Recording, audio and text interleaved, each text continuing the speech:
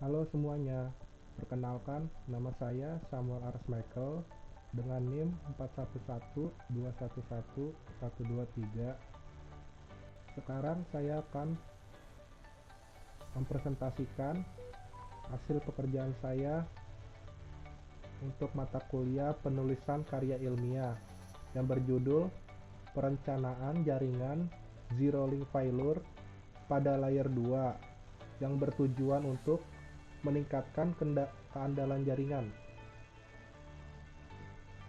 Berikut konten yang akan saya tampilkan. Yang pertama, memahami apa itu perencanaan jaringan. Yang kedua, elemen kunci jaringan tangguh. Yang ketiga, strategi perencanaan yang efektif. Yang keempat, skalabilitas dan pemeriksaan masa depan.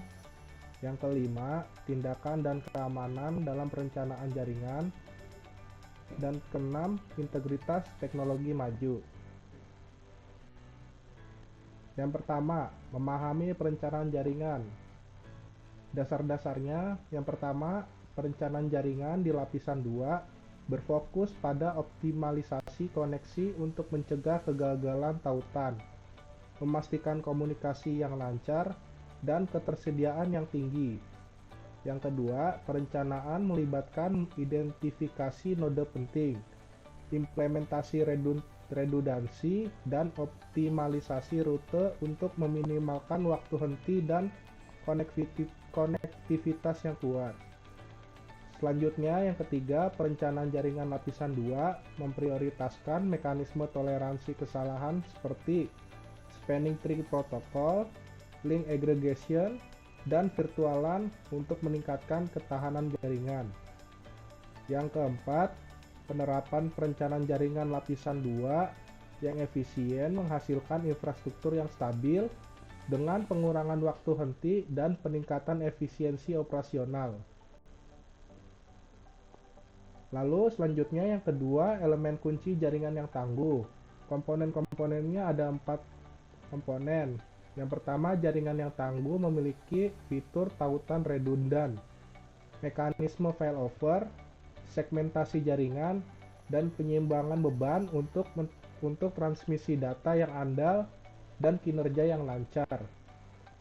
Lalu yang kedua, teknologi canggih seperti Ethernet Ring Protection Switching atau bisa disingkat IRPS, Rapid Spanning Tree Protocol yang bisa disingkat RSTP, dan trunking meningkatkan ketahanan jaringan dan toleransi kesalahan. Segmentasi jaringan melalui VLAN dan penerapan Quality of Service yang biasa disebut QoS memastikan prioritas lalu lintas yang efisien, mengurangi kemacetan, dan meningkatkan kualitas layanan. Lalu selanjutnya, integrasi beragam komponen dan protokol tingkat lanjut dalam perencanaan jaringan menjamin gangguan minimal dan aliran data yang optimal di jaringan lapisan 2. Selanjutnya yang ketiga, strategi perencanaan yang efektif.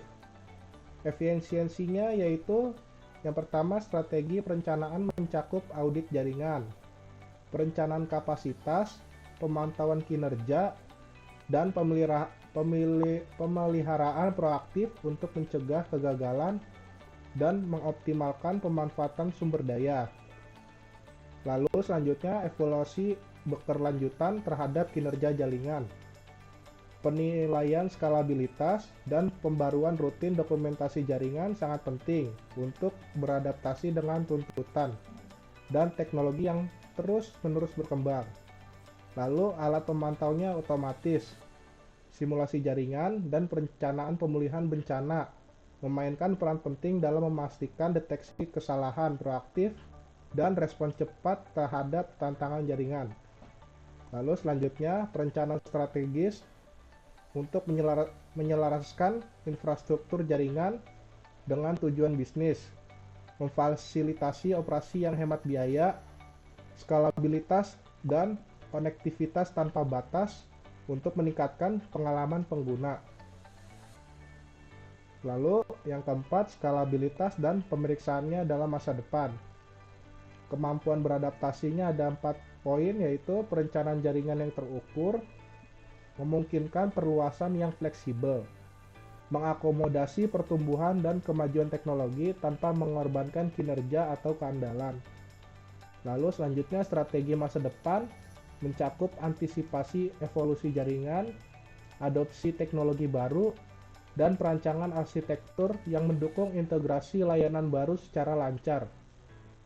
Desain modular, integrasi cloud, dan virtualisasi adalah elemen kunci dalam membangun jaringan yang dapat beradaptasi dan mampu memenuhi kebutuhan konektivitas dan tujuan bisnis yang terus berkembang. Lalu, pendekatan yang tangkas dan adaptif terhadap perencanaan jaringan memastikan bahwa jaringan lapisan 2 tetap tangguh, terukur, dan siap menghadapi tantangan dan peluang di masa depan. Lalu untuk tindakan keamanan dalam perencanaan jaringan, untuk perlindungannya ada 4 poin, yaitu menggabungkan langkah-langkah keamanan seperti kontrol akses, enkripsi, dan sistem deteksi intrusi, melindungi jaringan dari ancaman dunia maya dan akses tidak sah, serta memastikan kerahasiaan dan integritas data.